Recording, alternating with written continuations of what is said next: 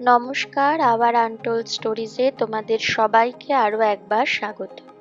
আমি অর্চমা আবারও তোমাদের কাছে নিয়ে এসেছি একটা ছোট্ট ট্রাভেল ব্লগের গল্প। আমরা 15ই আগস্ট কলকাতা থেকে টাটানগর অর্থাৎ জামশেদপুর গেছিলাম। এবার আর গাড়িতে নয়, এবার ট্রেনে করে গেছিলাম, সেটারই গল্প করব। ভোর 4:30 বাজছে, দেখতেই পাচ্ছ।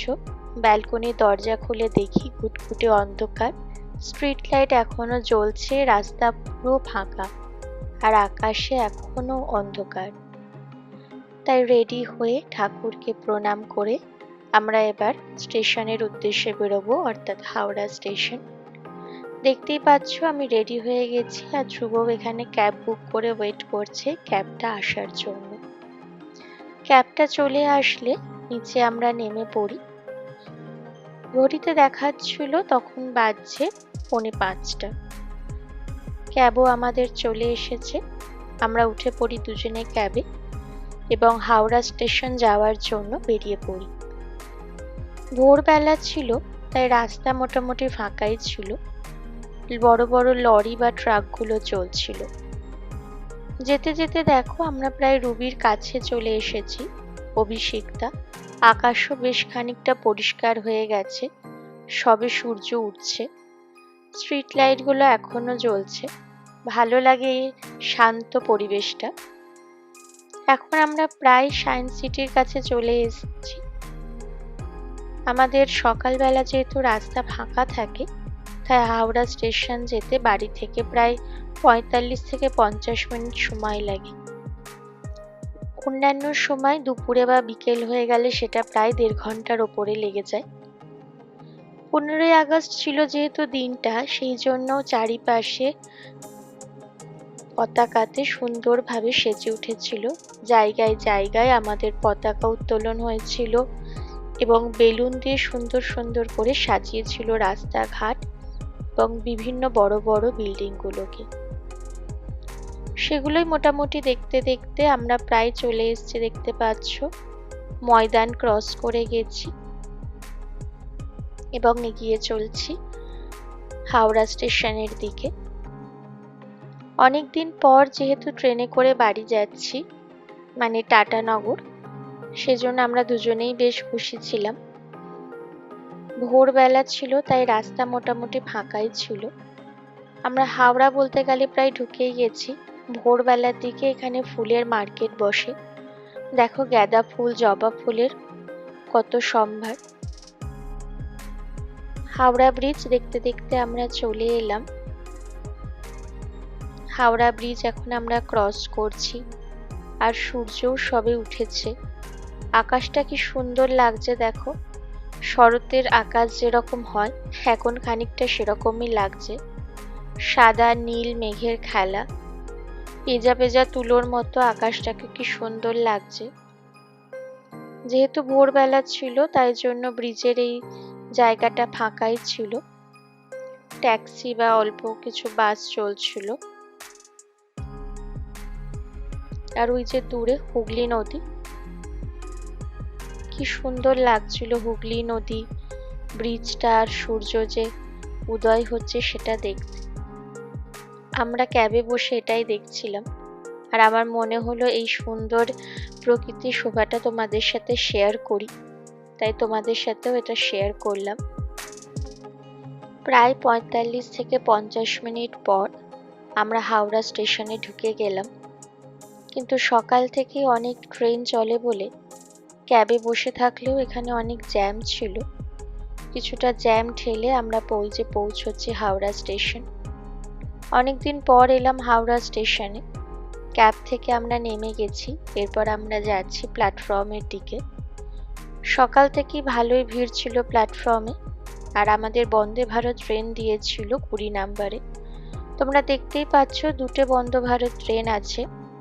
একদম বাঁদিকে যেটা আছে সেটা পুরী বন্দে ভারত, আর এটা হচ্ছে রাউরকেল্লা আর হাওড়া বন্দে ভারত, যেটায় আমরা যাব। আমাদের ট্রেনটা ঠিক সকাল 6টায় ছাড়ে, আর সাধারণত 20 নম্বর প্ল্যাটফর্মের দিকেই দেয়। আমরা ট্রেনের দিকে যাচ্ছি, এগোচ্ছি। ট্রেন অনেকক্ষণ আগেই দিয়ে দিয়েছিল প্ল্যাটফর্মে, এবং ধীরে ধীরে আমরা ট্রেনে উঠে পড়লাম। ট্রেনে ওঠা হয়ে গেছে আর হাতে 10-15 মিনিট বাকি ছিল যখন আমরা ট্রেনে উঠি। ঠিক টাইমেই আমরা স্টেশনে পৌঁছে গেছিলাম। ট্রেনটা ছাড়ার ঠিক মুহূর্তেই যখন ছাড়বে ছাড়বে করছে, আমাদেরকে নিউজ পেপার দিয়ে গেল। আর এই যে দেখতেই পাচ্ছ, হাওড়া স্টেশন ছেড়ে ট্রেন এখন যাচ্ছে রাউরকেল্লার দিকে। আমাদের গন্তব্য টাটানগর বা জামশেদপুর। মাঝখানে একটাই হল্ট স্টেশন আছে, সেটা হলো খড়গপুর। ট্রেন গতি নিয়ে নিয়েছে এবং হাওড়া স্টেশন ছেড়ে নেক্সট পরবর্তী স্টেশনের দিকে এগিয়ে যাচ্ছে। আমি ট্রেনে বলতে পারো যেহেতু ভোরবেলা ছিল, তাই সূর্য উদয়টা সেই ক্যাব থেকে বসে যে দেখতে শুরু করেছি, ট্রেনে বসেও সেটাই দেখছিলাম। সাধারণত ভোরবেলা উঠলেও এইগুলো তো দেখা হয় না, তাই আজ চুপ করে বসে এসে সবই দেখছিলাম। ট্রেন ছাড়ার সাথে সাথে একটা জলের বোতল দিয়ে দিয়েছিল, আর দিয়ে দিয়েছিল একটা বিস্কুটের প্যাকেট আর চা। দেন আমাদের দুজনকে 2 গ্লাস গরম জল দিয়ে দিয়েছিল। আমি আমার চাটা এক্সচেঞ্জ করে কফি নিয়েছিলাম, আর দেন গরম জলের মধ্যে কফিটা মিক্স করে ইউনিবিকের 2টো ডাইজেস্টিভ বিস্কুট দিয়েছিল। সেটা খেতে খেতে আবারও বাইরের প্রকৃতি দেখছিলাম। চলো, মনে হলো আমি কেন দেখবো শুধু একা, তোমরাও আমার সাথে দেখো। প্রতিদিন সকাল থেকে রাত অবধি একঘেয়ে রুটিন। নিজেকে সকালবেলা উঠে রেডি করা, তারপর দৌড়ে অফিস যাওয়া, সেখানে কাজ করা, বাড়ি ফিরে আবার নিজের দায়িত্ব পালন করা। এগুলোর মাঝে মাঝে মাঝে যে ট্রেনে করে যাত্রা হয়, সেগুলোতে ভালোই লাগে। চুপচাপ জানলার ধারে বসে প্রকৃতি দেখতে দেখতে যাওয়া আলাদাই অনুভূতি। ছোট থেকেই তোমাদেরও নিশ্চয়ই হবে, ট্রেনে জানলার ধারটা পেলে খুব মনটা খুশি হয়ে যায়। তাই এবারও আমারও সেটাই হয়েছিল। টিকিট কাটার সময় যখন দেখলাম যে জানলার ধার পেয়েছি, তখন মনে হলো বেশ ভালোই হবে। চুপচাপ বসে বসে বাইরের আকাশ, গাছপালা এগুলো তো দেখা যাবে। অনেকদিন পর যেহেতু ট্রেনে করে যাওয়া, এতটা লং ডিস্টেন্স, তাই মনে হলো ভালোই সময় কাটবে, আর সেটা কাটছেও। তোমাদের সাথে গল্প করতে করতে দেখো আমরা খড়গপুর স্টেশনে চলে এসেছি। হাওড়া আর টাটানগরের মাঝেই একটাই হল্ট স্টেশন আছে, যেখানে বন্দে ভারত দাঁড়ায়, সেটা হলো খড়গপুর। প্রায় 2 ঘন্টা পর আমরা খড়গপুরে পৌঁছে গেছি। 2 মিনিট মতো দাঁড়িয়েছিল, তারপর আবার ট্রেন ছেড়ে দিল জামশেদপুর যাওয়ার উদ্দেশ্যে। আর খড়গপুরেই এখানে খাবার দেয় বন্দে ভারত থেকে। একটা মাফিন দিয়েছিল, এখানে ছিল ব্রাউন ব্রেড আর নুন গোলমরিচ নিচে ছিল। এটা হচ্ছে একটা mixed fruit jam, tomato ketchup, butter আর কিছু কাটলারি দিয়েছিল এরকম। আর এটার মধ্যে ছিল হচ্ছে ফ্রেঞ্চ ফ্রাই,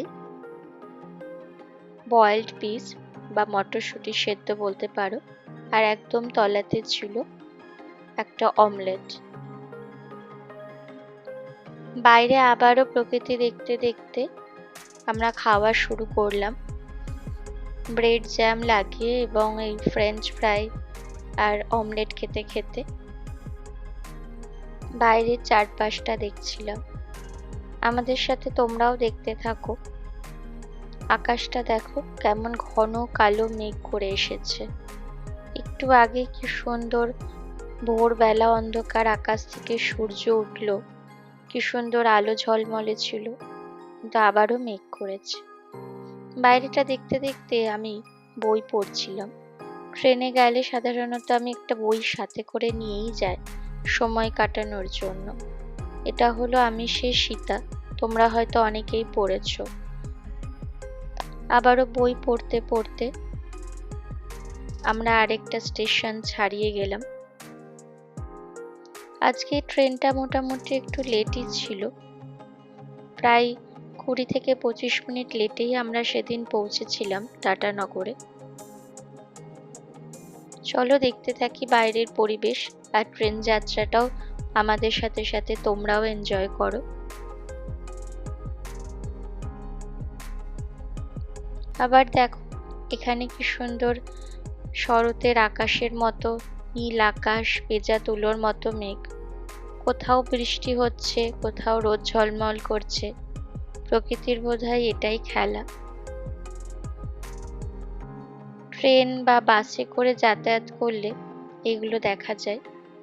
আর এই দেখো ঝাড়খণ্ড ঢুকে গেছে, তাই দূরে পাহাড় তোমরা নিশ্চয়ই দেখতে পাচ্ছ। এখানে আসলে আমার এটাই ভালো লাগে, পাহাড়, নদী, জঙ্গল সবকিছু একসাথে আছে। এখন আমরা যে স্টেশনে এসেছি সেটা হলো গালুডিহ স্টেশন। গালুডিহ স্টেশন আমরা ক্রস করে যাচ্ছি। এখানে কোনো হল্ট নেই, ট্রেন দাঁড়ায় না। খড়গপুরের পর ডিরেক্ট গিয়ে টাটানগরেই দাঁড়ায়। কিন্তু কি সুন্দর পরিবেশ দেখো, ওই দেখো দূরে পাহাড় দেখা যাচ্ছে। আমাদের সাথে সাথে তোমরাও দেখো কি সুন্দর পরিবেশ এখানে। আকাশটাও কিরকম মেঘ করে এসছে, দেখতে কত ভালো লাগছে দেখো।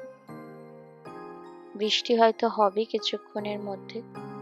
আর এই দেখো সুবর্ণরেখা নদী, এটা সুবর্ণরেখা নদীর ওপরে এই ব্রিজটা আমরা ক্রস করছি। আর এই যে আমরা ঢুকে গেছি টাটানগরে। দূরে দেখো পাহাড় দেখা যাচ্ছে। যেহেতু এখনো এখানে রোদ ঝলমল করছে, সেজন্য পাহাড়টা দূরে থাকলেও পরিষ্কার দেখা যাচ্ছে। কি সুন্দর। আর কিছুক্ষণ পরেই আমরা টাটানগরে পৌঁছে যাব। বলতে গেলে প্রায় চলেই এলাম। আর এই দেখো বলতে বলতে আমরা স্টেশনে ঢুকছি। আর ওই যে দূরে টাটা স্টিলের সব কারখানা, বিল্ডিং দেখতে পাচ্ছ। আমরা প্রায় সেদিনকে 9:15 নামার কথা থাকলেও 9:45 নেমেছিলাম। আর এটাই হলো টাটানগর স্টেশন। আমরা পৌঁছে গেছি। বাপি আমাদের জন্য বাইরে ওয়েট করছিল, নিতে এসেছিল আমাদেরকে। আর বাইরে থেকে টাটানগর স্টেশনটা ঠিক এই রকম, একটা ইঞ্জিন রাখা আছে আর বড় করে লেখা আছে টাটানগর। আমরা স্টেশন থেকে বেরিয়ে গেছি, হঠাৎ করে বৃষ্টি স্টার্ট হয়ে গেছে আর বাপিও নিতে চলে এসছে। আমরা যাচ্ছি বাড়ির পথে।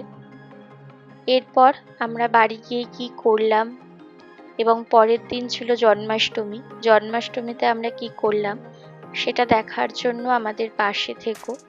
খুব তাড়াতাড়ি খুব ভালো একটা জন্মাষ্টমী ব্লগ নিয়ে আমি আসবো আবারও তোমাদের কাছে। ততক্ষণের জন্য পাশে থেকো, আমাদের সঙ্গে থেকো। আর আমাদের চ্যানেলটা লাইক, শেয়ার অ্যান্ড সাবস্ক্রাইব করতে কিন্তু একদম ভুলো না।